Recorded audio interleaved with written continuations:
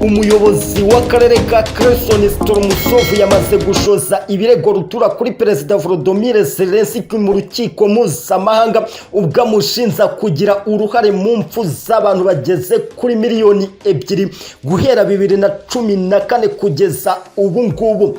Ariko kandi ibibereye mu murwa mukuru Kiev biteye ubwoba. Indege ya MiG-27 yariyobowe n'ingabo z'Uburusiya zirwanira mu kirere isandaje imodoka 6 z'intambara zitwaye ibitwaro rutura. Byamaze kuvugwa neza ko harimo na za Javelin missile zirasa mu birometero bya kure. Ni mu gihe kandi muri Gorovisika ingabo za Ukraine zamaze kujugunya misile rutura ku birindiro bibiri by'ingabo z'igihugu cy'Uburusiya. Ikaze mwese ku makuru yacu asesenguranye ubuhanga n'ubushishozi byimbitse ku kibuga cy'imirwano ku butaka bwa Ukraine.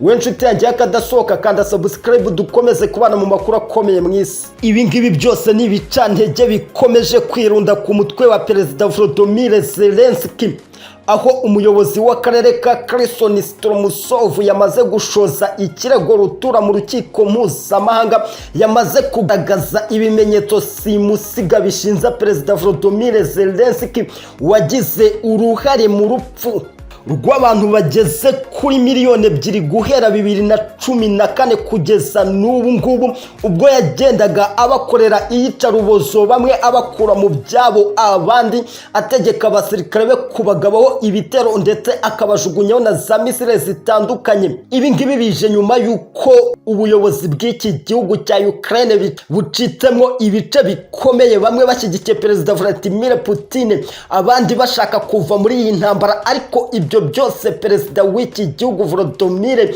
agakomeza kubirebera kure, ahubwo agakomeza gukurikiza amategeko y'inkozi z'ibibi za Leta Zunze Ubumwe za Amerika.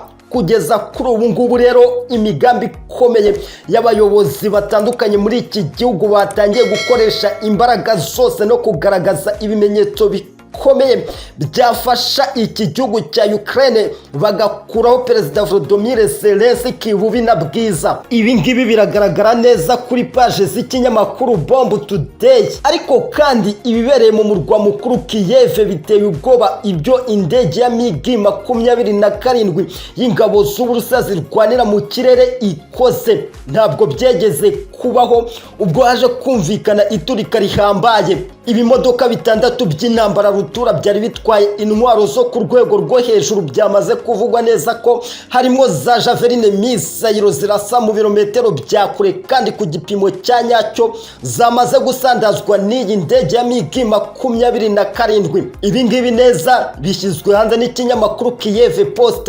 Ariko nanone bivuzwe neza ko muri ibi bimodoka harimo na za systemu zishyiye gushyirwa muri uyu murwa mukuru Kiev kugira ngo zibashe gutangira misile rutura zarimo ziterwa n'intwaro karundura karahabutaka zari zikomeye zatangiye kugabwa muri uyu murwa mukuru Kiev, aho ku munsi w'ejo misile rutura 5 zamaze kwikubita mu murwa mukuru Kiev. Hakumvikana iturika ritegeze kubaho muri iki gihugu kuva iyi ntambara yatangira. Byavuzwe neza ko rero izi systemu nazo nibi bitwaro rutura byari bigiye kujya bihangana n'izi misile zikomeye zituruka mu gihugu cy'Uburusiya zibasoherejwe n'ibitwaro byo ku rwego rwo hejuru bya Intercontinental Ballistic Missile nazo zimaze gusandazwa n'iyi ndege ya MiG-27 yarimo iyoborwa n'ingabo z'Uburusiya zirwanira mu kirere. Ariko nanone muri Gorovisika ingabo z'igihugu cya Ukraine zikoze igikorwa gikomeye ubwo zazaga kujugunya misile zitandukanye. Nkuko ikinyamakuru Kiev Post cyo ubwacyo kibitangaje neza, nuko ingabo za Ukraine zarekuye misile zigeze kuri 23 ku birindiro bibiri by'ingabo z'igihugu cy'Uburusiya zikanyanyagira ndetse zigakwira imishwaro muri aka gace ka Gorovisika. Ariko nanone izi misile izigeze kuri 13 zose bazikubise ku bubiko bw'intwaro rutura, aho bavuze ko bangirije ibimodoka bigeze kuri 3 by'intambara by'Uburusiya ndetse abasirikare bageze kuri 15 bagakomerekera gukomerekera muri izi misile bagabweho batunguwe. Yavuzwe neza ko ubwo ingabo z'Uburusiya zakaga ubufasha bw'indege, indege ya kajugujugu ariyo yaje kubatabara ikagerageza gusubiza inyuma izi ngabo z'iki gihugu cya Ukraine, ariko igikorwa nyamukuru bari bamaze kukirangiza mbere kare cyane. Ububiko bw'intwaro bamaze kubutwika, bamaze no gukomeretsa abasirikare batandukanye b'igihugu cy'Uburusiya. Ariko nanone mu yandi makuru akomeye mu isi, ku kibuga cy'imirwano ku butaka bwa Ukraine bakomeje guhangana n'ingabo za Perezida Vladimir Putin. Kandi inkuru yizewe neza cyane yatangajwe n'ikinyamakuru Belarus Partizan yatangaje ko aka gace karasuwemo aba bacanshuro 40 ari nako Konstantinovka atuyemo neza nk'uko byatangajwe. Kandi ubwo ngo iyi ndege ya Su-25 yarasaga kuri aba bacanshuro bose, ngo bikaba byagize no kungaruka kuri batayo ya 72 ingabo z'igihugu cya Ukraine yari iri mu majyepfo y'aka gace. Ngo ibi biturika ngo byaje kuhagera naho ngo bisenya ibirindiro bigeze kuri 2 by'ingabo z'igihugu cya Ukraine. Mu gihe Bomb Today yatangaje ko ngo aba bacanshuro ngo bari bizeye umutekano wo ku rwego rwo hejuru, ngo kuko ngo ubutaka ngo bari bariho ngo bukigenzurwa n'ubuyobozi bwa Kiev. Ariko mu kanya gato cyane ngo baje gutungurwa n'iyi ndege ya Su-25 yaje guca muri umwe ingabo z'igihugu cya Ukraine, ikaza kubarasoza bombe zikomeye cyane, ndetse bari abacanshuro 40 bose uko bakabaye bakahita basiga ubuzima nta n'umwe usigaye. Ariko nanone shitani igenda ku butaka, Czechoslovakia umaze gukora ibikorwa bitandukanye ku kibuga cy'imirwano ku butaka bwa Ukraine nyuma yo kuzengerezwa n'intwaro ya HIMARS ya Leta Zunze Ubumwe za Amerika, ngo akaba yamaze kwigisha abasirikare 100 bakomeye cyane ukuntu bagiye kujya bahangana n'iyi ntwaro ya HIMARS yaturutse muri kiriya gihugu cya Perezida Biden.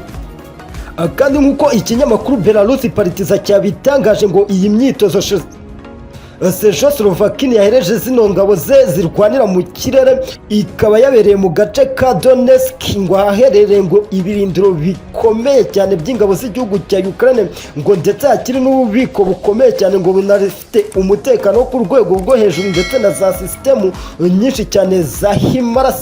Ngo hafi yaho ngo niho ngo yigishirije bano basirikare ngo ukuntu bashwanyaguza zino ntwaro ngo za HIMARS zimaze igihe zibazengereza, kuko ngo zinarasa icyarimwe za rokete nyinshi cyane kandi mu bice bitandukanye. Kandi ubwo yarimwe abahereza iyi myitozo ihambaye, ngo bakaba bateye misile ya BUK-M3 ku birindiro 2 by'ingabo zirwanira mu kirere za Ukraine, ngo ndetse ngo HIMARS 10 zikahita zangizwa n'iyi misile ya BUK-M3 bari bayiteyeho muri ubu bubiko bumwe buri muri aka gace ka Donetsk. Kandi nk'uko Czechoslovakia yabitangaje abinyujije ku rukuta rwe rwa Telegram, yatangaje ko gusandaza intwaro ya HIMARS atari uburyo bworoshye kurusha uko umuntu aba ari kubitekereza, ariyo mpamvu yongeye kwegeranya abasirikare be bakomeye cyane, ngo yongere kubahereza ubundi bwenge bukomeye cyane kugira ngo akomeze guhangana na Leta Zunze Ubumwe za Amerika, ngo yigize indakoreka, ngo yumva ngo yakora iki